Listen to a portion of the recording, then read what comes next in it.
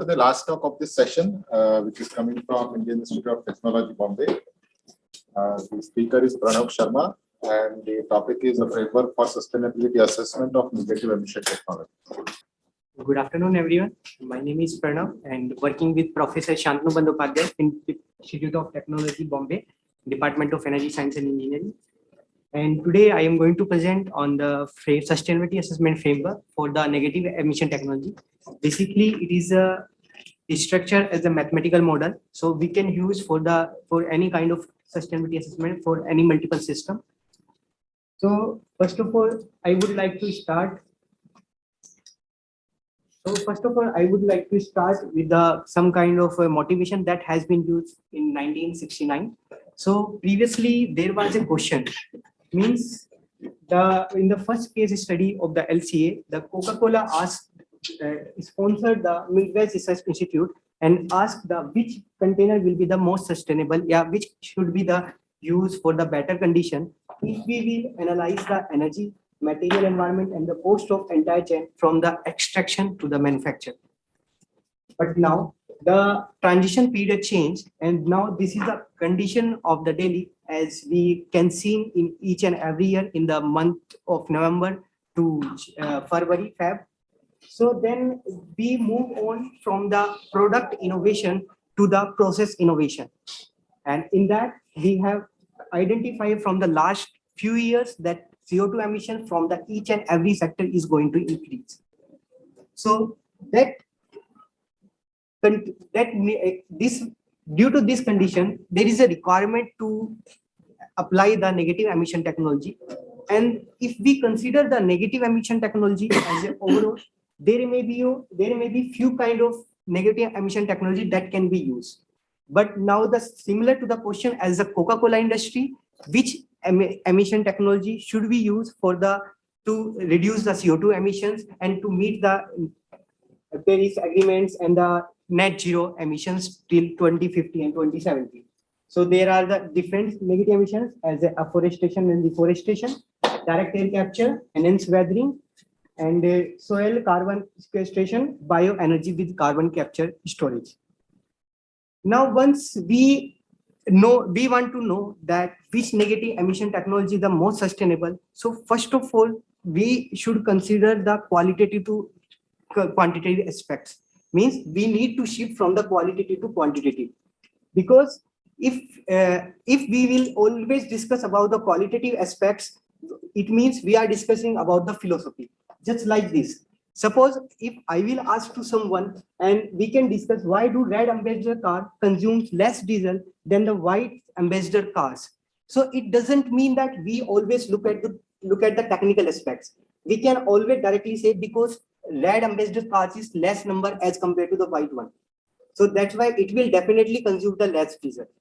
So that's why we need to always expect the quantitative to compare between the technologies and compare between the process.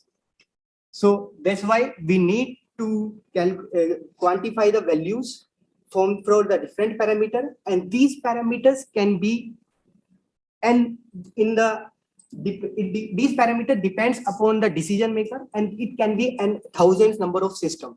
So as I always mention, these are the negative emission technologies as we have discussed so far. So these technologies can be analyzed by the cost. So there may be the cost associated with it. This technology can be analyzed by the potassium emission by using this technology, nitrogen and the phosphorus. And these technology can be analyzed the water requirement. These technology can be analyzed by the land requirement. And these technology can also requirement by the energy input. I have mentioned only the few parameters because the availability of the data, but these parameters can be in the number of thousands, and there can be another parameters such as the material intensity, their kind of CO2 emissions, their kind of human toxicity, carcinogenic, non-carcinogenic. There may be the global warming short term, global warming long term. The thousands of number of parameters and millions of number of parameters can be quantified to analyze these technologies. But now the questions comes, if we analyze these technology with the quantitative parameter, can we analyze the sustainability of that? So if for the brief review, as we already from the scientific background, we already know about the sustainability that has been first time used in the 1987, means development meets the needs of present generation without compromising the ability of future generation to meet their own needs. It means we have to analyze all the resources, not the single one. Means we have to assign the technology in the ranking based on the multiple parameters, not a single one. We should not be biased towards the CO2. We should not be biased towards the water requirement. We should not be biased to the another parameters. We have to analyze multiple parameters together, and then we have to sustainable system. So to solve this kind of a problem, so basically I have already discussed only the motivations, objective, then I will discuss about the objective, then literature review, research contribution, methodology, and the analysis. So these problems I have tried to define in the mathematical way, means there may be the m number of systems, means these are the technologies available to decision makers. These are the n number of parameters, means parameters as that can be used to analyze the system and to assign the ranking. And now the mathematical problem can be defined as we have to find the most sustainable system available to decision makers.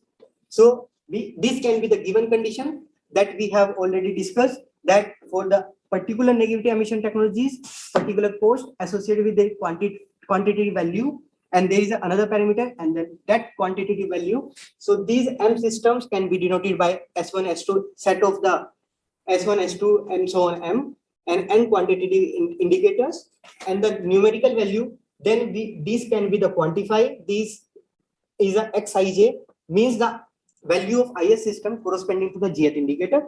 And in all the indicators, we have taken the assumption that all the indicators are following the inverse scale. Means for the cost, we should be motivated towards the smaller the value is a better value. If we are looking at the profit, it means the larger the value is a better value. So it should be throughout the unidirectional, means all indicators should follow the inverse scale. So now, as I have mentioned, this story is not a true, means it's not a new also. There are several methodology that has been used to identify the most sustainable system, and that I have classified into the two ways. One is a qualitative aspects, and another one is a quantitative aspects. And these are the methods that has been used to identify the most sustainable option. These are the electric, AHP, Topsys, from the Wicker, WSM, WPM, geometric mean method. And the qualitative approach, we can scatter the data onto the scalar spider diagram, and then we can identify to compare these values. So now the question comes, if we use the multiple methodology for a single application, the result can be different. Means if we suppose somebody is going to use the Topsys method to analyze the negative emission technology based on the data available, then he can identify that bioenergy with CCS is a sustainable. If suppose somebody is going to use a different method, that is WPM, that it can be analyzed that direct air capture is a sustainable.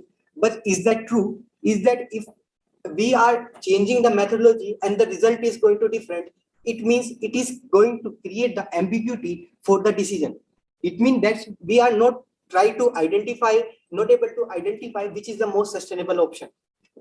So to solve this kind of a problem, we have developed some kind of framework, and we, instead of directly using the mathematical functions, we have try to define some kind of a mathematical properties so that we can move towards the appropriate function that we can use to find the most sustainable options. So in this way, first of all, we should have a data matrix that I have already told you, means all the values for the particular system to the particular indicators. Then as already mentioned, that all the data, all the indicators should have the unidirectional, means smaller the better value, as we are going to consider. And then each parameters has a different unit. and it can be defined on a different scales. So if we will compare, we cannot compare the cost with the energy intensity. So that's why there is a requirement to make the parameters to the unit dimensionless. So that's why there is a requirement for the normalization function, and we have defined the mathematical properties that can be the finite range, affine invariance, and continuity. These properties we have defined from the physical aspects of the sustainability into the mathematical way. And then we have identified that mean max normalization function can be the appropriate function as compared to other functions available in the literature. So in the same way, now we have already make the dimensionless all the indicators. So if we have a system and the n number of parameters, so we cannot assign the ranking to the system. So that's why it is a requirement to aggregate all the data to make a single value so that we can follow the well ordering principle.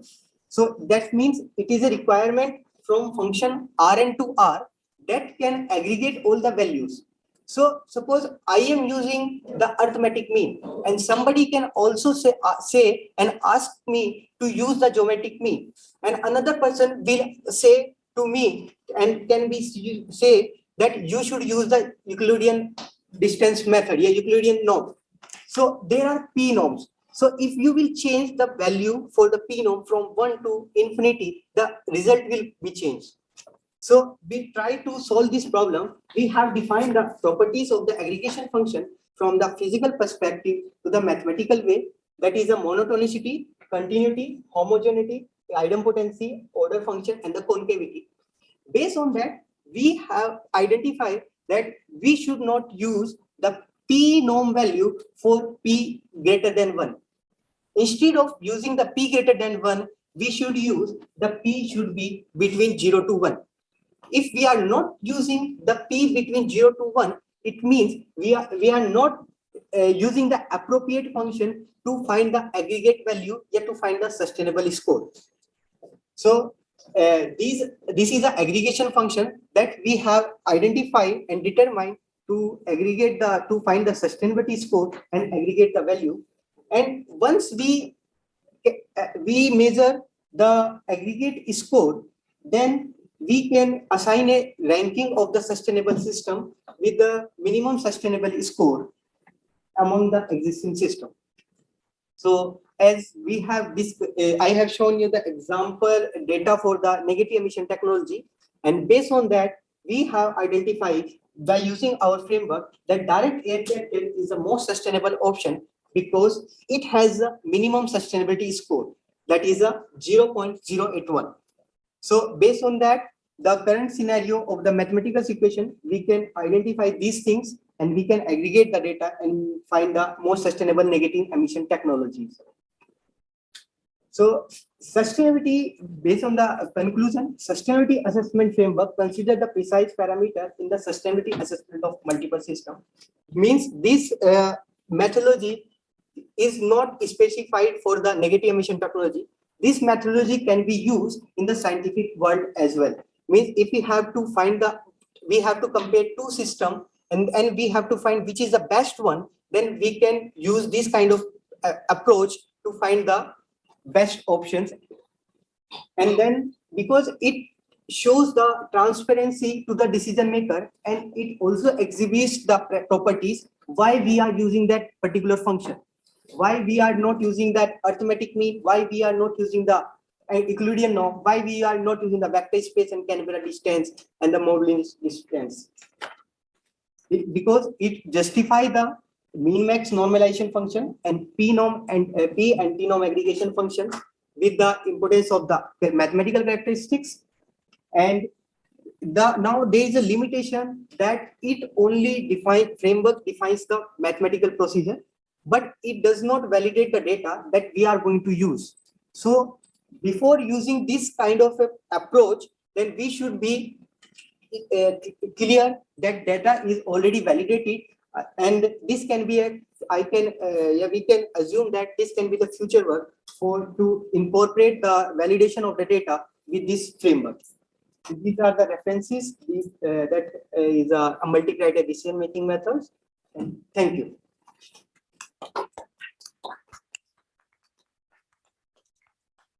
Interesting work. What is the values of W that you used in your function? So if you go to slide 13. Okay.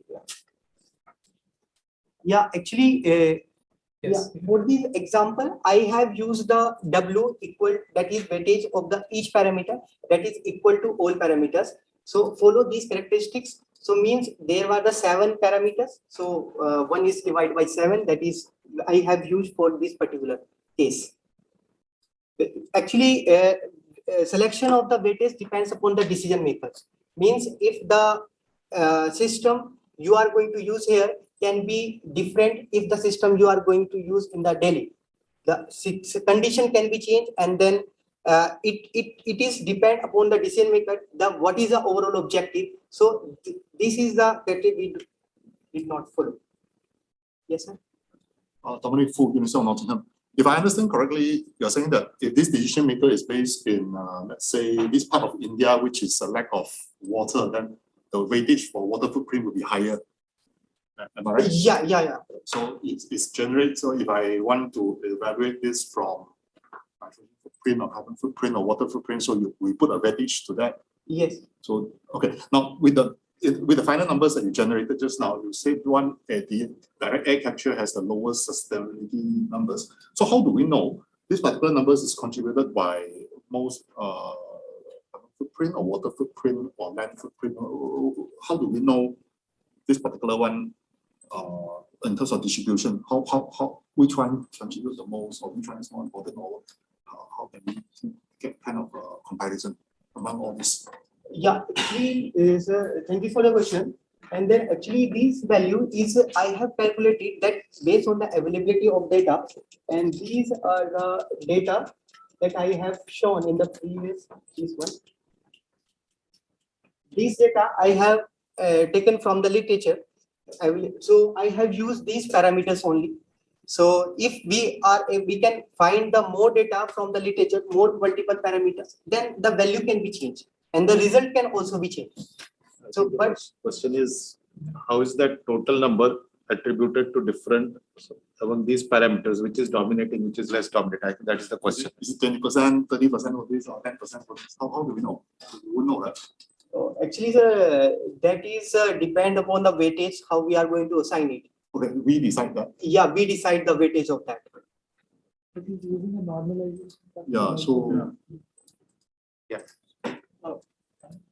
See, how do you handle uncertainty in the data, right? I expect there's a fair amount of uncertainty in this data that you have. Suppose that, I mean, you have a kind of a band for your choices. And the last is, I mean, if you look at sustainability, would you be a little bit more, how sensitive is it to the weight choices? I mean, suppose I change the weight factors. I mean, do the technologies change dramatically? Have you done some sensitivity analysis? No, till now I didn't have done the sensitive analysis based on the data, but currently we are looking at the imprecise value of that. Means if there is an uncertainty in the variables and there is a HTs of precise value, there are the parametric values. Means the value is defined in the parameters. Then how can we compare and which functions should we use to analyze that one? So that we are going to look at in this way. And because currently there are assumptions or some assumptions also, because in the current situation, the condition is all the parameters should be independent. But in the next way, these parameters may not be independent, they may be dependent. So once our target is first to clarify these assumptions, then we will move on to the next sensitivity and the validation of the data.